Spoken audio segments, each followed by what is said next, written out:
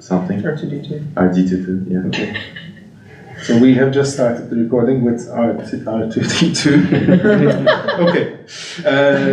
Thank you very much. I'll just, as I was saying before the recording, I'll say a few things and then hopefully I'll just let you speak. I tend to talk a lot, as you know, so I'll try not to do that in this recording. So why are we doing this? This is the fourth semester, second year of this AI for Decision Making VIP, and all of you have taken the VIP for some number of semesters.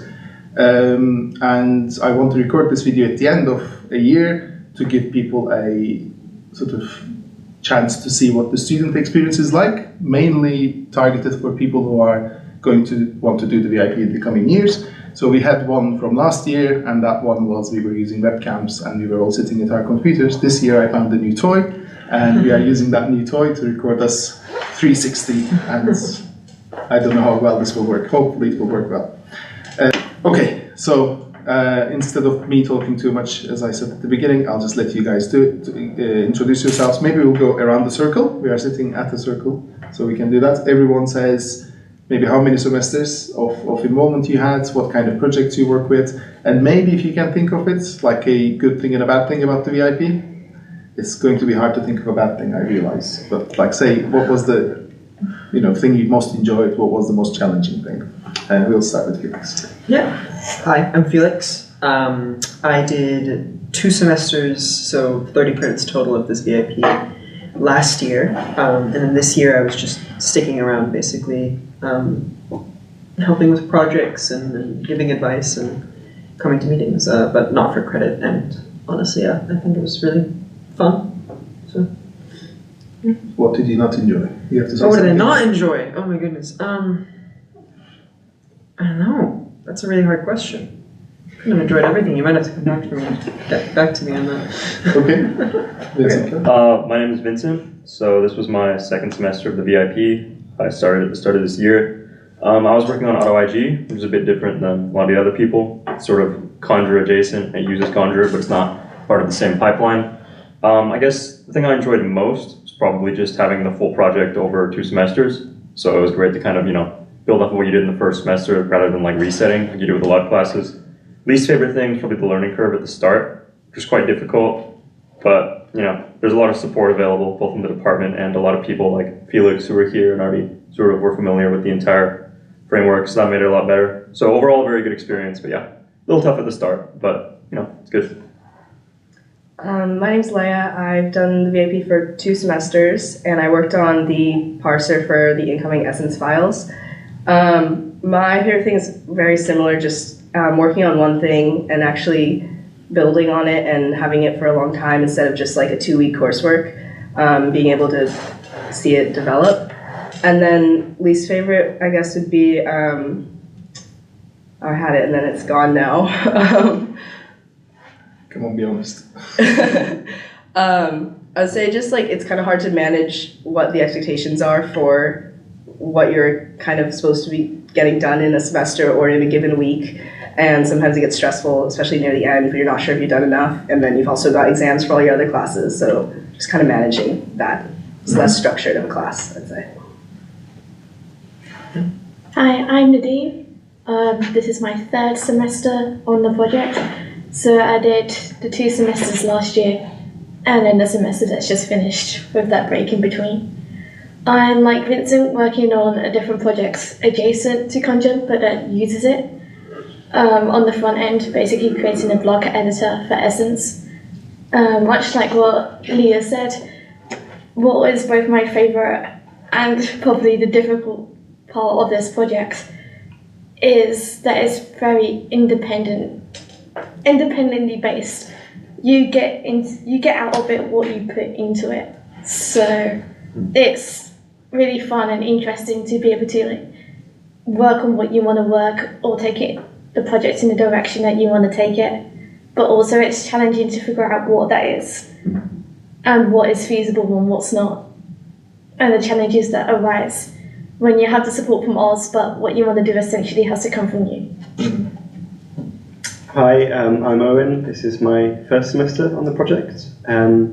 I'd say the best thing, like other people mentioned, is that you can just kind of do what you want to do.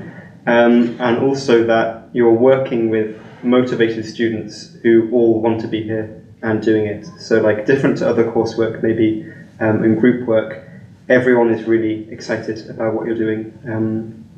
And yeah, I guess the only downside is that for me as a final year student, it was a little bit difficult, not just the workload, but also being able to take this module. So I had to overcredit to take the VIP. So depending on which year you're in, it might be a little bit more difficult to get it added to your credits. But yeah, overwhelmingly positive overall. Yeah, I'm Tyler. I've done this for just this year, so 2 semesters. Everyone else has stolen my points. I do really enjoy the kind of freedom to kind of explore rabbit holes that come in wherever you go. I guess like my main project, Randy, which is using Conjure Oxide to kind of look at a testing framework using constraints. But I guess the downside there is the fact that going into all of these rabbit holes, I guess at times it can feel like it's hard to kind of focus on just one part of the project that you really kind of want to get into. And the grass is always greener on the other sides. Yeah, I'm Igor. I'm taking this VAP for the second semester. I've been doing this VAP for 2 semesters, and I've been working on Trimorph. We didn't describe what's Trimorph yet. But Give us a one sentence. so it's a generic tree reduction library, if we can call that as such. So the favorite part is collaboration. I've learned a lot about myself and how I should collaborate with people, when should I reach out for help. And I became less afraid of not knowing stuff, because I don't know anything. And now I'm just not afraid of that.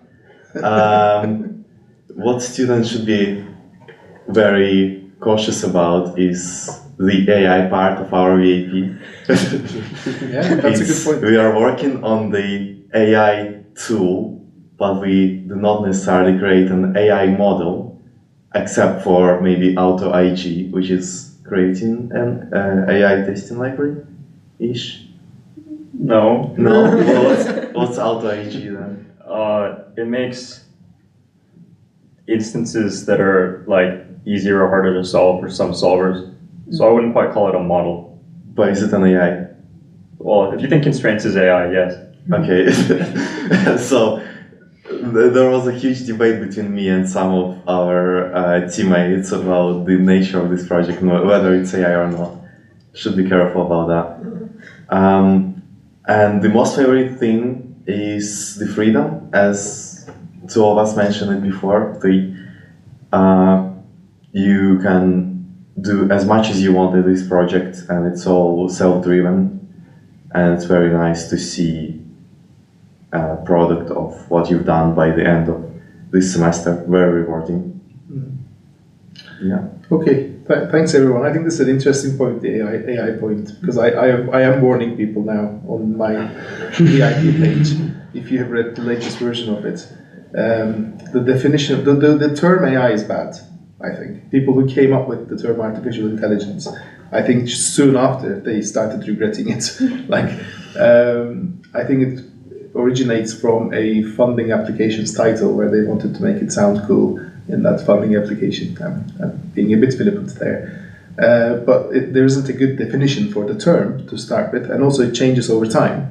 So if you look at AI textbooks, you will see a lot of different things like computer imaging initially, or sensor-based systems, a lot of things, robotics, a lot of things were under the AI umbrella, and a lot of things sort of over time changes. What the populace calls AI seems to change quite rapidly. Until a few years ago, people who do machine learning, like I show you a special kind of machine learning, let's say, I'll show you 2 pictures, is this a cat, is this a dog? And the system tells you whether it's a cat or a dog. That was AI, right? Decisively, that was AI. And they were making fun of sort of more symbolic AI people, which I would count myself as, to say, oh, that's not AI, this is AI.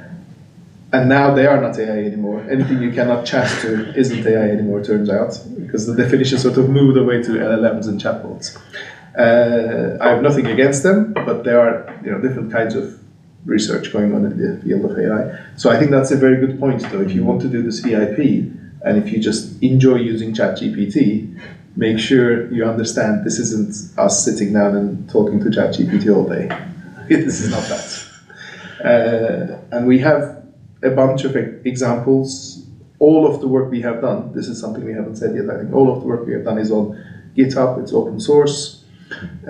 So you can look in quite a bit of detail if you want to do this before you come here and see the kind of work we are working on. And it's more, the sort of majority of the work we are doing is a compiler that works for an AI system. Yeah. I would highly suggest to actually reach out to people who work on our project before you go and explore the GitHub, because that was my problem when I first started.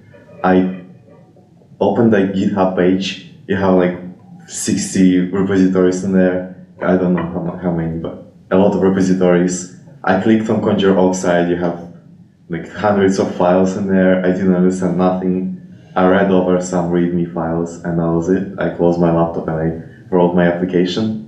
You probably should go and ask people and email them, because email is also open source, I think, if you use GitHub. Or just open an issue trying to ask questions about the repository. Yeah, so not a bad point. Or if you're ever in CS labs, I think half of us live there because of this project. But yeah, quite a lot of I guess all the main work is kind of hidden away in different crates, so it's a bit harder to try and see where it all lies. Yes. Mm-hmm.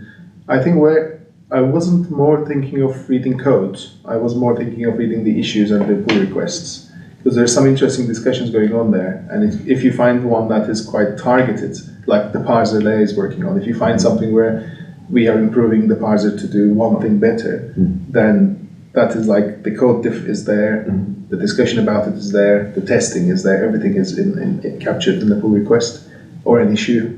So I think that's a good place to start. But also talking to people is obviously is a good idea as well. Yeah, so as of now, I can think of two good PRs that you can look up. It's Parser and it's SAT Solver. They're very targeted and you can understand a lot about those projects from those PRs. If you look at my PRs, they're also very targeted, but you will not grasp a lot of stuff from our project, even though they might appear quite big. Yeah, so, okay. I guess I could ask a few questions, but just generally, is there anything you want to bring up that you think it's an important point we should discuss for the next generation? Just one really quick thing. Briefly touched on by everyone, but I don't think I talked. So the fact that we do use everything on GitHub means that you're going to be learning a lot of really useful, software engineering practices with regards to source control and collaborating with people on the same code base. It's good to have some of that knowledge going in. If you don't, there are a lot of students that already do on the VIP, so either way, it's a great environment to work in, because if you know it, then you can really practice those skills. And if you don't, you can learn something that's really useful in your career. Yeah, even though it's only been running for 2 years, there's quite a lot of tribal knowledge in VIP. I mean, Felix alone is mainly here as a consultant because he's the only one that remembers where everything is. This brings up a really important point, that it's important to collaborate and ask for help, because we do have a big documentation effort, but as Tyler mentioned, a lot of it is just kind of in our brains. Yeah, and I think that, yeah. So it's fine not to know something or not to understand something or to get confused or lost, because everyone has been there, and we still do. Yeah, also, I wanted to both agree with Felix and say that, when I was interviewing for internship positions this year, a lot of them did ask about this program, not only about software engineering practices and sort of working with common tools. Like, for example, I worked a lot with Docker my first semester, and we're all super interested in that, but also about general practices, being able to communicate with Git. You'd be surprised how many students don't actually know how to use Git still, so that will kind of set you apart, which is good. I also wanted to say that the support system was really good. I think that's worth noting. Like, there's a lot of staff in the CP research group here who are all extremely interested in constraint programming and very willing to help. Like, for example, for me, especially, mostly in the first semester, when I got confused with stuff, I'd go to Joan's office and just beg him for help and sort of explaining different things. And every time he was just super excited to tell me and super receptive. So I think it's worth noting that it's kind of a great space just because there's not only the supervisors for your project. For example, my supervisor was Nguyen, who I interacted with a lot. The entire group is sort of open and very willing to help. So that's also extremely helpful. Like, I sort of before said the learning curve is steep, which is true. There's also a huge amount of help there to, sort of assist you both within like the student body here as well as the staff. Yeah. I'd like to add to that. I know there's a lot of resources. You can look at the GitHub, you can speak to people. You're watching this video, apparently. But I would say when I applied, I didn't understand all of conjure oxide at all. I still don't. I wasn't even studying CS last year. So I wouldn't say you should feel like you understand everything, you know how to use GitHub completely when you're applying or when you're starting out, because it is a steep learning curve, and there's so many valuable things you learn from the VIP, whether or not you, regardless of what the project would be, you'd still learn all of those important, experiences and skills. So I'd say, it's good to look at the GitHub, but don't try to understand it unless you want to. But especially, coming in as a second year, there was no way I was going to, so. I think you want to get a feeling from the GitHub, not understand it fully. I think that's a very good shout. One common mistake, I would call it a mistake, people make, I find, students like yourselves, is, and it is a completely understandable, with coursework, someone stands in a normal module, someone stands at the front of the lecture theater, tells you exactly what you need to know, right? A good student paying attention now knows what they need to know, and then they set a bit of coursework to check if they understood, and maybe can they think critically about it and things like that, right? So they've given you everything you need to know to do that coursework well. And it's very structured, and it's sort of bounded, right? Time bounded, and you know exactly what you need to do. So here, the topic is massive, okay? So I've been working on not constraint programming even, modeling, automated modeling systems, high-level modeling systems and languages, and this kind of thing for nearly 2 decades now. I have other people who've been working on it even longer in the research group. I don't think I know everything, right? There's a lot to learn. It's a field. It's not one sort of coursework. So you won't be able to learn everything. We can't offer you that. What we can offer you is the support, right? So there will be support available. We have other people who have better expertise in certain things than me. So I might tell you to go talk to someone else instead of talking to me. If you have a particular question, but it needs to come from you. So that's one thing that's very different, right? So we are not giving you a structured set of things you have to do and then asking you to now prove that you understood it. It is more, there's a goal, we are working towards that goal together, we will help you along the way, but you have to pull support out of us, right? We are not going to push it down sort of your way. So I think that's a very important point. Yeah, I think one thing we haven't actually mentioned yet is that most of the coding is done in Rust. I think we've kind of just skipped over that point. So it's kind of quite an exciting opportunity to, I think, learn a very useful language, a very instructive language. So I'm actually not a CS student, so I did maths, so I'd only ever done Python before. And I feel like if you're coming from a background where you maybe don't have a low-level language, actually working on the VIP can teach you so much about how the computer is actually working and stuff about memory. So I'd say kind of one of the biggest things that I've picked up from this VIP is maybe not even to do with constraints in general, it's just you can get so much better at coding and getting sort of knowledge about how computers work just through using Rust. But not every project is using Rust, I should say. Most of it does. But most of it does. Maybe you can mention very briefly your benchmarking work. I think that's sort of generally useful, not just for constraint programming, right? So do you want to say a bit about? Yeah, so we were working, as Igor mentioned, on TreeMorph, which is a generic library which takes in a tree and some rules, applies those rules to that tree, and you get some new tree. It's very abstract, but that's what it does in general. But the point is that we wanted to make that as quick as possible. So I used some Rust benchmarking tools, either to measure how quickly a function took to run, so wall clock time, or using other metrics like instruction count and like memory hits and stuff like that. And this was quite a good project for me because I felt like it required quite some kind of prior knowledge of coding and stuff, but also it allowed me kind of on the fly to do things which were quite useful, but also didn't maybe take loads and loads of prior experience. So it was quite a nice one because it was somewhat self-contained, but also really important for the rest of the crates. Mm-hmm. Yeah, that was a part of my experience as well. I've picked up a lot of knowledge from this project, but all of it was like spots. I'm working on the project, and in each project I find blind spots in Rust or in conjure oxide that I'm not aware of, and then I ask things about these blind spots, and hopefully I resolve the problem, and now I have a little bit more knowledge, and that's how I built my base on Rust and conjure oxide.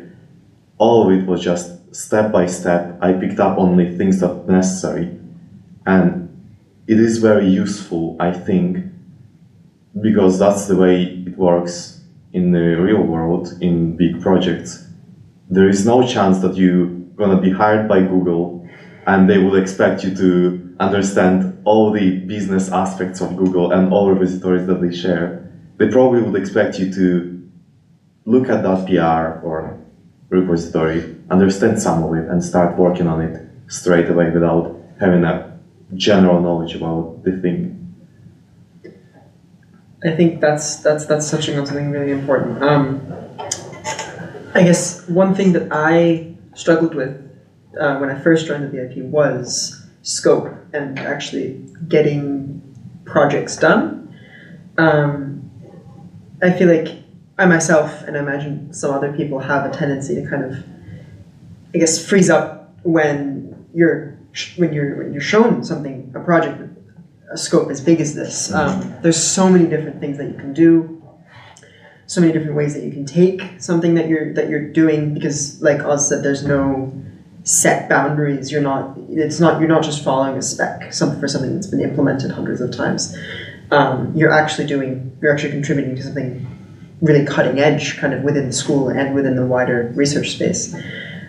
So something really good to follow would be something that I learned kind of for the second semester where I was taking credits, is to basically just do small things and make PRs, make sure that people are seeing what you're doing, because that will make it easier to write the report at the end of the year. So for those who don't know, you have to write a report basically detailing everything that you did. So make sure that you're writing small PRs, small issues, asking people questions, because that means you won't suffer in silence. So if you have a blocker, other people can help you through that, and B, you'll have a lot more to rely on, and it'll kind of give you, I guess, more like little serotonin hits that you're seeing. You're seeing all this little progress, you're seeing little things work, and people can guide you. If Oz, for example, is seeing that you're taking project in a direction which might be more difficult for you, or which might not actually help the project as much as it could, then he can give advice and steer you more in the right direction. But you do need to be seen, and you need to ensure that other people see you, and you need to ask questions. That's the most important part of it. Yeah. I definitely think it's important to highlight how open-ended the project is. That there's not really going to be a state where it's complete or done. As mentioned before, there's not really an end. Like, you've completed what has been asked of you. Like, this project will probably go on long after we graduate, long after anybody else graduates. It's going to go on for several generations, at least I think that's Ozzy's plan. Oz is going to retire and this project is still going to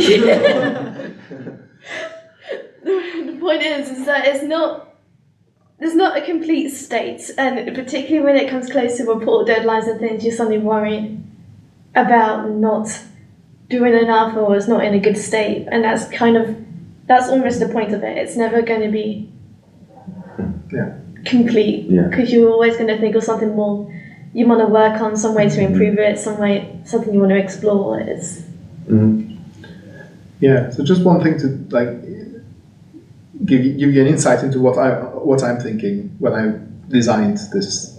So we do a lot of sort of pretend projects when we are teaching you things, right?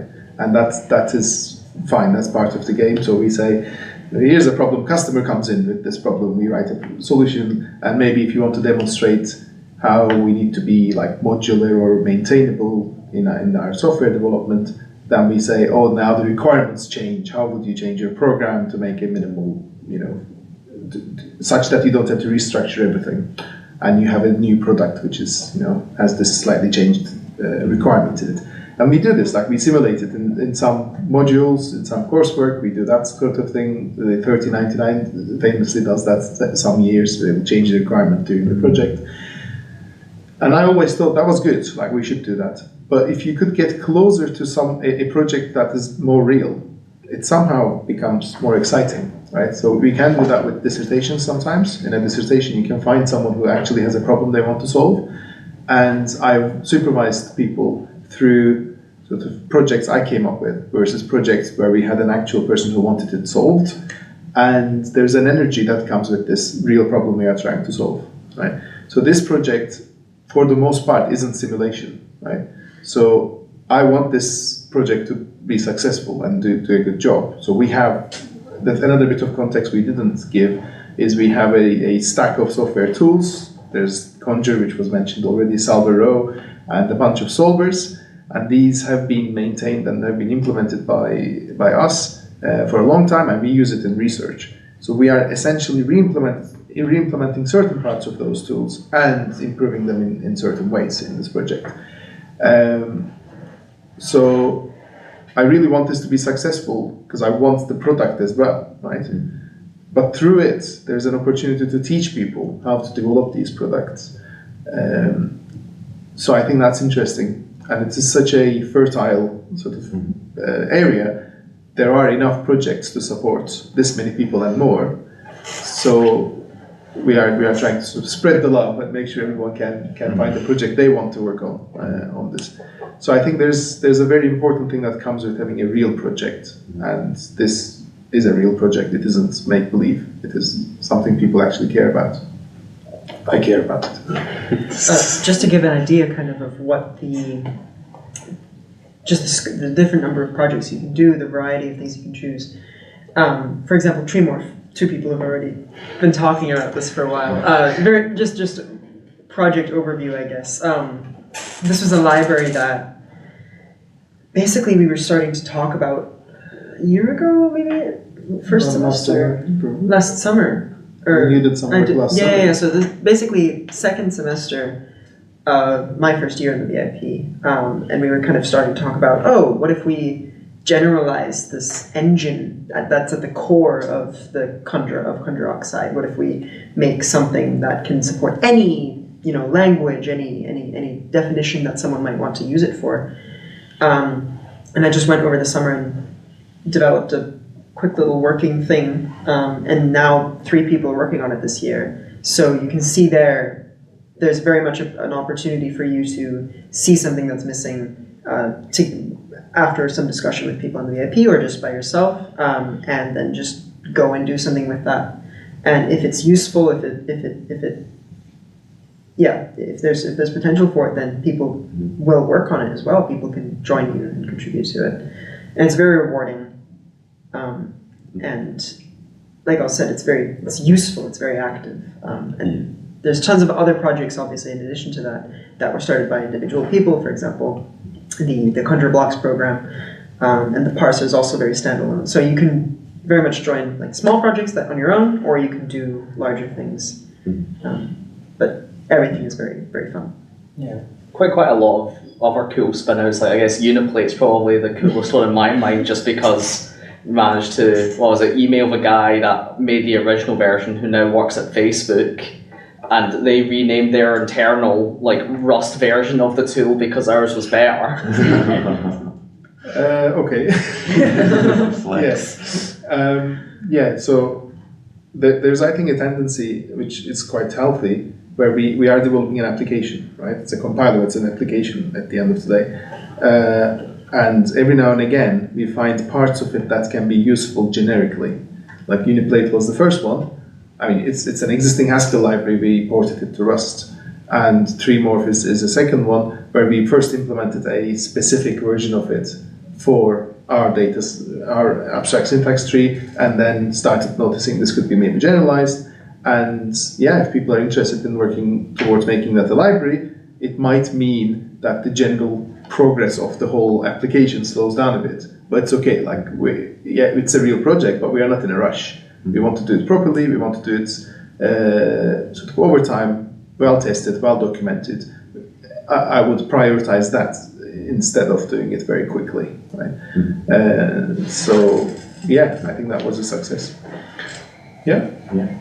One thing that I wanted to mention is how different I feel when I work on this project from how I feel while working on my own project. When I work on this project, I have to spend so much time just thinking about the stuff that I want to do, writing pseudocode, communicating with people before I start coding. So that's a common practice that I see in our project. Before you start any PR, you open a little issue, you describe that issue, people would ask questions about the implementation that you have in mind, and only then you start coding.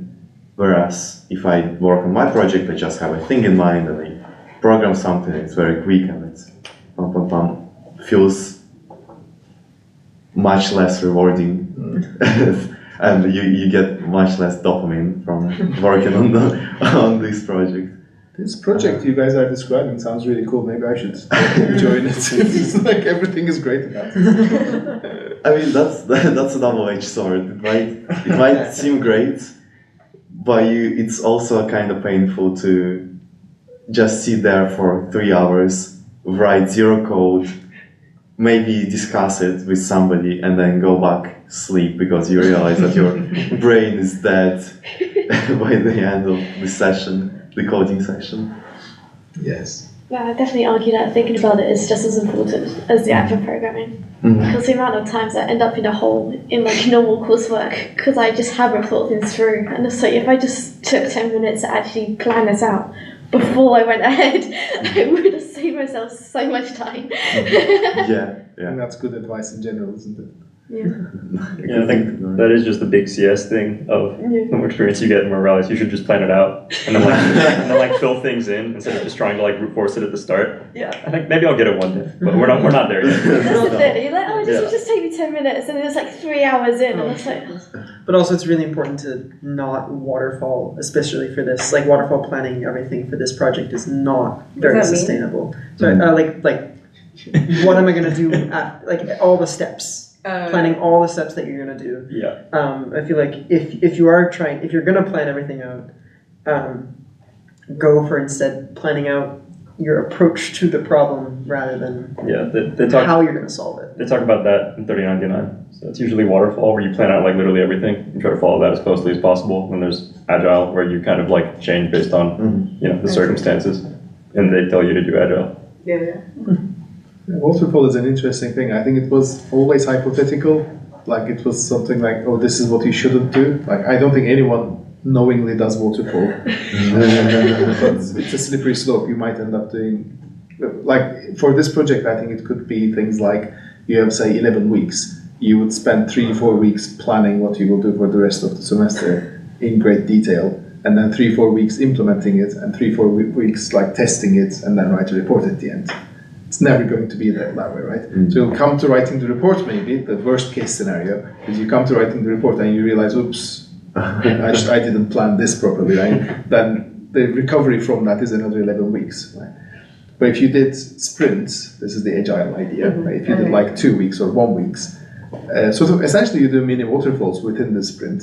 Not many people call it that, but it's a bit like that. So you do a bit of planning, a bit of implementation, a bit of testing, self-reflection, and then get some feedback and then do it again. So then you can react both to changes in requirements and also to changes in like maybe your lack of understanding or priorities changing. So you can react to things more easily. We definitely don't want to do waterfall. We definitely want to do more agile sprints in this program. And you're forced to do agile sprints because Nick keep pushing stuff on and changing APIs.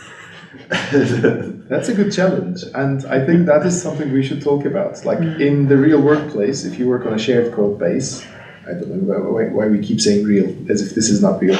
Like this is real as well. But yeah, if you work in a shared code base, there will be like pull requests or whatever they call it in a different system, but they're competing. They're all trying to get in. Right? So the first one that passes code review, passes all the tests, and is good enough. Maybe it's small enough so it is easier to review. Right? So you need to write your pull request in a way that is easier to review and test and make sure it is good for people who are going to merge it. And then that will get merged first. Right? If you're working on feature A and you're working on feature B, and we know full well there will be some conflict between these two features. Right? You can work independently, you don't have to wait for each other. But the one who manages to get theirs merged first doesn't have to resolve all the conflicts, right? The other person now has to write their code for a world where A exists, right? Previously they were working in a world where A didn't exist. And all of us had this problem, and it is part of the game, right? So I don't think it's bad, I think it's good. It forces you to, the incentive is to write your code maybe in smaller chunks, try to get it reviewed and tested quickly, and get merged quickly, so that's a good incentive. The second one is you have to be always prepared for changes. You have to keep your thing up to date with the main branch, and I think that's all good. I think we might be coming to I don't know, someone came in and left. I'm not sure how long I booked this room for. They very quickly checked their watch and immediately left, so... Yeah, so it might be for 11, so if that's the case. Any last words then? We instead of getting cut like that, we could just wrap up ourselves. Join the VIP. I was thinking we need all good. good. Yeah, so I'll just say this before we finish. I didn't force any of you to do this, right? No. This is all like... I'm not getting any credits for this. So yeah, you're not getting anything at all, actually. I mean, your Rob pulled us by saying there's no extra grades, so... Yeah. This is, completely voluntary, and I told you before the recording, but I'll say again, like in the recording, I guess, my purpose for doing this is for future students to watch and have, make a better informed decision. And I'll share this on my VIP page for them to watch, and like anyone who can go there will be able to watch that. I won't use it for any other purpose, but it will be available on that VIP page. If you don't want that, say it now, so we can delete the whole video. Okay. Yeah. I think if no one is walking in, maybe if anyone can think of like a reason for not doing it. I'm interested in that because I don't want this to turn into like us praising each other. Yeah, you think maybe that because it's not a real module, it's going to be easy credit and you can just coast along and not do anything. Yeah, don't do that. Yes. Yeah. This thing is not easy. If you want, and as just Owen mentioned, if you want an easy mark, it's not gonna be an easy mark. It costs a lot of your time. Okay. Follow Igor's blog for easy marks. Modules you can get easy marks for. This is not one. Yeah, I think also it's just understanding what you're getting yourself into, and that it's not machine learning, which a lot of people are just going to think of when they go to trim AI, Yeah. and its constraints. So just knowing that would be, good. Absolutely. There's lots of things that it depends if you enjoy them or not. Like all the things we talked about like freedom and being able to explore what you want and the openness of the project. If that sounds good to you, then great. Yeah. That's what we're here for. If like you think you're going to struggle, then perhaps reconsider. That's a good point. Yeah, I was gonna say if you like. Okay. There you go. Yeah, basically just the same thing. Like if you feel like you really need structure, you need to have specific deadlines, specific coursework with like a specification every time. I think it's a good skill to learn how to work without all of that. But if you feel like you're not ready for it, then it's not going to be here. So don't try. Good points. Yes. Yeah. I think we can wrap up that. Thank you very much. I'll see some of you next year. Maybe not some others, because for various reasons, some of us are graduating. I don't think the VIP is great, but it's not that good. You should probably go Do a get master's. How could you leave us? it. Okay. Yeah. Thank you very much. Thank you. I gotta admit, you're actually right. It does look like it's watching